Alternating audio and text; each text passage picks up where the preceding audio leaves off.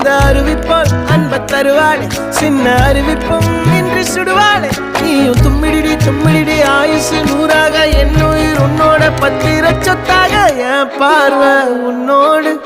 உன் பொம்மை கண்ணோடு பேசாமல் விண்ணோடு நாம் மிதந்து போவோம் காதாரா அடியா